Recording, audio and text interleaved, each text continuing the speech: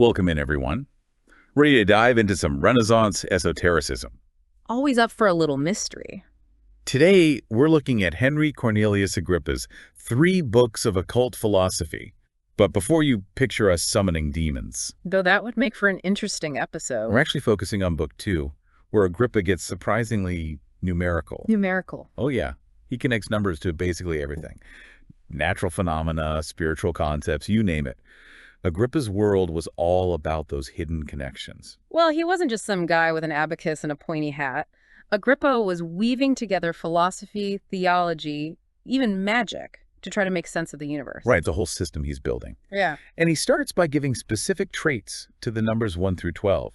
Not just 7 is lucky, but these intricate meanings, like he links 5 to healing, even protection from poison. And he ties it to the natural world, too. He points to the cinquefoil plant 5 leaves as proof of that number's power. Like, the universe is hinting at these connections if you just know how to look. But it's more than just noticing patterns, right? He's trying to find the underlying structure of existence itself. Absolutely. He even distinguishes between vocal numbers, the ones we use every day for, buying groceries, Practical sense. and these rational, formal, natural numbers. Those, he thinks, hold a deeper, more fundamental meaning, like the true language of the cosmos. So it's almost like a secret code within creation, and understanding these special numbers unlocks its secrets. Exactly. He even creates these scales of correspondence to connect each number across different realms, like the number 3. He ties it to the 3 letters in God's name. Agrippa did have a theological background. Right. But then he also connects it to the 3 dimensions: length, breadth, depth, trying to bridge the spiritual and the physical. So even a simple 3 becomes this multi-layered symbol, representing truth on multiple levels. No wonder people got drawn into this. And it's not just numbers. Agrippa believed geometric shapes themselves had magical properties, like conduits for celestial forces. Like circles, squares, that sort of thing. Shapes we see every day. Exactly. But to him, they weren't just abstract concepts. They were reflections of this deeper cosmic order. Like the circle, he thought it had protective qualities. It was used in rituals to separate the mundane from the magical. Like the very fabric of reality is encoded with these symbolic meanings. It's like he's saying there's magic woven into the actual structure of the universe. And if we can understand these shapes, these geometric like building blocks, we can tap into that. And it's not just shapes on their own, right? Agrippa connects them back to that number system. The pentagon, 5 sides, it takes on those protective qualities of the number 5 we were talking about. So it all ties together, the numbers, the shapes. The celestial bodies, of course.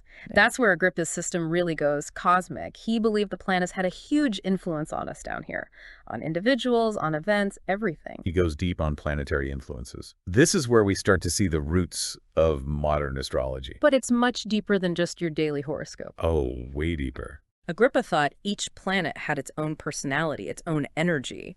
He categorized them meticulously, gave them colors, even specific metals and herbs that resonated with them.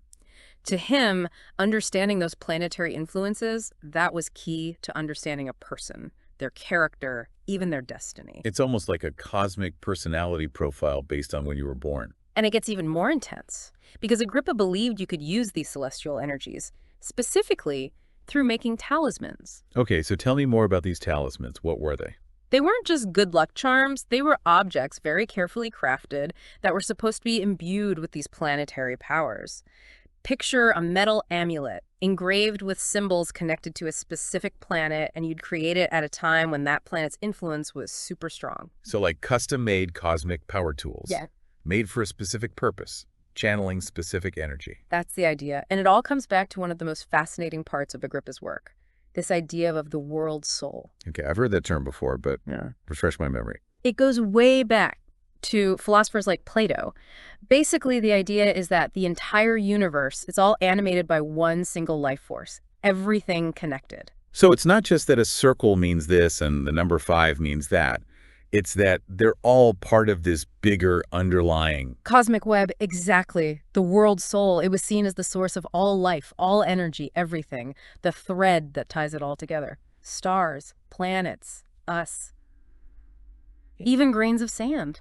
I can see how, back then, an idea like that would be really appealing, trying to make sense of this huge universe. And don't discount the power of symbolism, even now. We still use it for big ideas, right? to tap into something beyond ourselves. Religious icons, flags, heck, even a heart shape on a Valentine's Day card. Exactly. We're hardwired for that kind of meaning-making. So Agrippa, he might have been writing centuries ago, but that search for meaning, for a hidden language in the universe, it's still relevant. We still want to feel connected to something bigger. And we might not use this exact system anymore. I mean, I don't check the planetary alignments before I make a sandwich. Though now I kind of want to know what the ideal cheese-choosing planet would be. Right.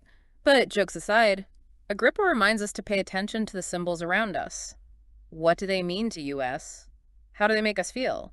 It's like he's saying the world is full of this hidden depth. Maybe even a little magic, if you're open to it. Exactly. So next time you see a number, a shape, look up at the night sky. Take a second to think about the meaning behind it. You might surprise yourself with what you find. That's an idea worth pondering.